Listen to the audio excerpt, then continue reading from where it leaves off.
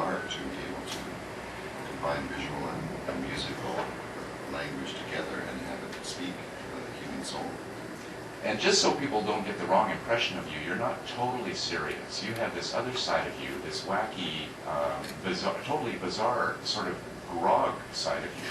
What? What are you talking about? I don't see it. What are you talking about? Well, I think maybe you need to explain this. Sure. Well, I've been working for probably 13 or 14 years with two wonderful creative artists named Jason Popley and Jamie Shannon. And they started a company called The Grogs, G-R-O-G-S, which is really a puppet company. And we make puppet shows for television. You're kidding. We're currently doing a show called Mr. Meaty, which is offended vegetarians worldwide, by having two characters that Jamie and Jason play, called Parker and Josh, who are really hoping to be filmmakers, but the only job they can get is at the Mr. Meaty franchise. So we have a lot of fun doing this kind of stuff, and really the production and the coordination of it comes through our puppet company and a wonderful team of people that make it happen. So that really sort of takes you to the other end of creativity. Totally. It's just, I watched an episode back called Original Sin, where they find the original founder of Mr. Meaty in their freezer at their Mr. Meaty franchise. And they thaw him out in the hopes, by putting him in the deep fryer, in the hopes that he's going to get them a raise. Oh my God. No, in the deep fryer. In the deep fryer. And he turns out to be quite evil. So it's a very and funny, hot-tempered. And hot-tempered. And he's a southern gentleman who feels that they've been as lazy as a dog, a porch dog on porch day.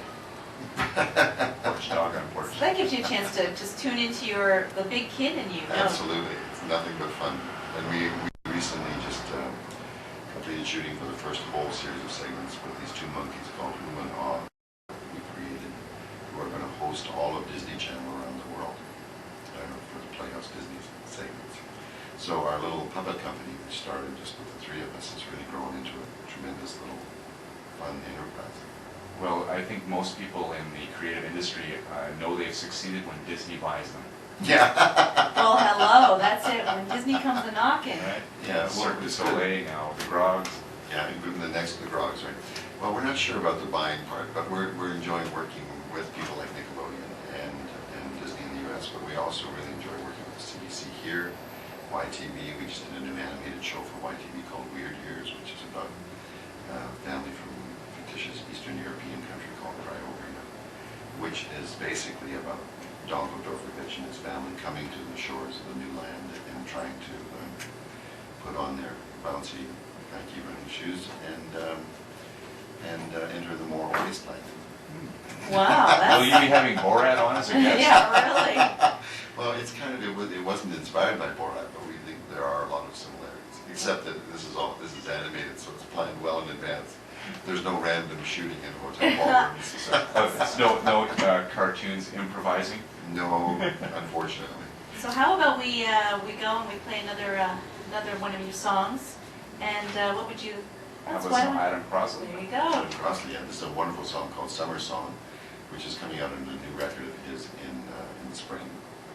And he and my son Asher just wrote a song for Josh Groban on his new record called So She Dances, which will be on Oprah next Monday.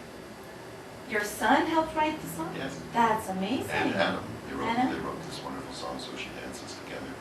Lovely. But Adam is an artist that we've been encouraging and developing. We're around it all the time, and you're not sure that you want to be in the same world. Well, yes, it would be difficult to try and compete with Dad's credentials. Yeah.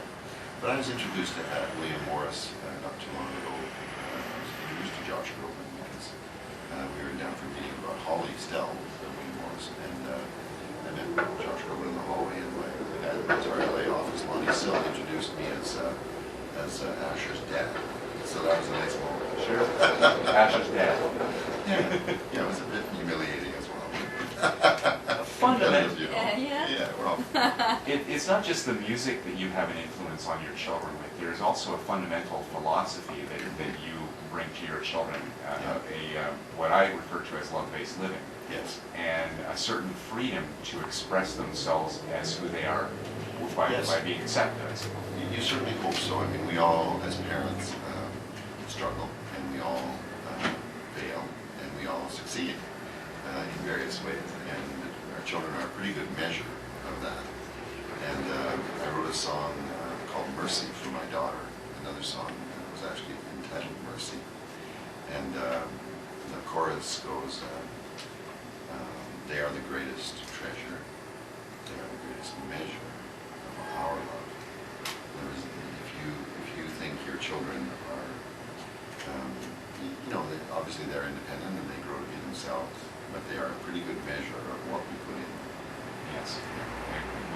I have 2 teenage daughters, and I've gotten the feedback by demonstrating that acceptance and love without always having to understand.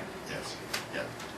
Well, acceptance and tolerance for how they're going to be different from you, and then unconditional love is the place where you'd like to be. Love is the place where you'd like to be. But it's not easy. It's certainly not easy, and I think that what our kids need more than anything is they need exposure to greatness. People who are great in relationship to their capacity for generosity. As one of my friends says, river